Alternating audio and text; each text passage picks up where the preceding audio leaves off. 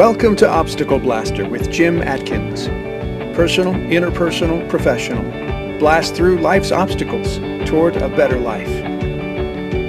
Today, the vulnerability myth. Let's get started. The ancient Roman philosopher Horace wrote that it is the false shame of fools to try to conceal wounds that have not healed.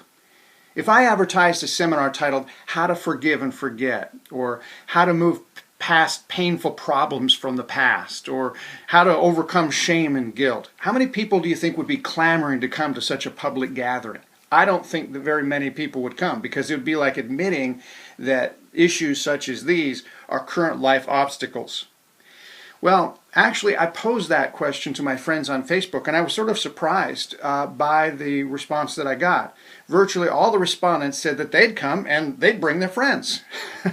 However, when I thought about it, I realized, well, those who would be too embarrassed to come to such a seminar would also be unlikely to respond and to share that fact on Facebook. So I really didn't hear from anyone who said, I wouldn't come to a seminar like that. So the theory stands that few people are willing to admit to struggles with forgiveness, or that various kinds of fear are keeping them trapped in yesterday's patterns, or that they're paralyzed by shame. People don't like to talk about it, but that's not saying much. An unwillingness to step out of the shadows of shame and other such debilitating preoccupations is one of the things that keeps people right where they are. Perhaps most of us have such a tough time admitting to personal struggles because most of us happen to believe the destructive myth that vulnerability is synonymous with weakness. Think about that. And it is a myth. The truth of the matter is that the opposite is the case. Vulnerability, according to PhD and University of Houston research professor Brene Brown, is emotional risk, exposure, and uncertainty, and our most accurate measurement of courage. Did you get that last part? Vulnerability is the most accurate measurement of courage. Here's another myth. The idea that things like fear, pain, guilt, and shame can be hidden. They can't. Evidences of those obstacles to a better life leak out in various ways in almost all of our human interactions. No, most of the people that we interact with are not experts in reading body language and the nuances of voice and facial strain, but you know that what I'm saying is true here. It's that lurking fear of exposure that distracts many of us, even while in the midst of even the most mundane conversation. We might be thinking things like, how do I keep myself from being discovered? Or can they tell how broken I am? Or I've got to appear to be competent. I know that I myself, and I'm going to be vulnerable here, I struggle with that myself. And if I'm describing you, I invite you to refuse to continue to play that game. It's simply too stressful and unproductive, because the effort to hide is often more conspicuous than we're aware of. In the effort itself, we're giving off all kinds of evidences that we're hiding something, which tends to defeat the purpose of hiding. So, of course, the result is that we're really not hiding. We're simply acting. And while the act certainly fools some of the people some of the time, it does not fool all the people all the time, especially to the most important people to you that you want to be close to. So stop doing it. Stop it.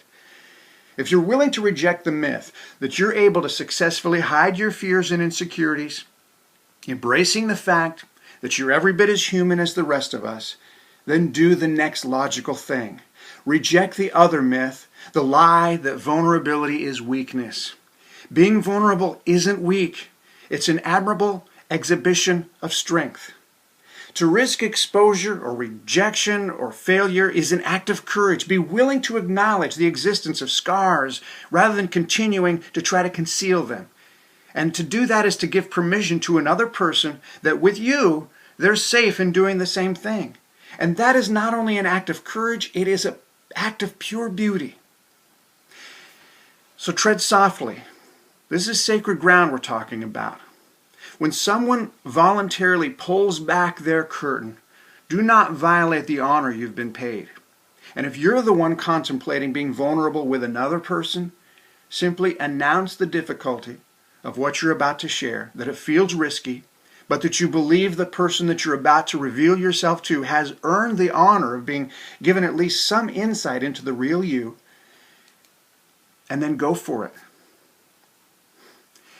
Nobel Prize winning author Albert Camus famously wrote, "Don't walk behind me, I may not lead. Don't walk in front of me, I may not follow. Just walk beside me and be my friend." Today's discussion isn't about how to forgive and forget, or how to move past painful problems from the past, or how to overcome shame and guilt. It's about how to create the emotional atmosphere whereby you will attract the kinds of quality relationships needed in order to cope with life's issues. So be transparent, be vulnerable. If you accept the invitation that I'm giving you today, you may never be a Nobel Prize winner, but you'll certainly win prized, rewarding relationships that will then help make it possible for you to overcome virtually any obstacle in your way. Because the old cliche is true: joy shared is doubled, and sorrow shared is halved. Start by blasting a big mental and emotional obstacle to a better life. Bust that vulnerability, that myth that vulnerability is a sign of weakness, because it isn't. As Brene Brown says, our most accurate measurement of courage is vulnerability. So be of good courage, my friends. Go out there and blast some obstacles today, and have a great one. See you soon.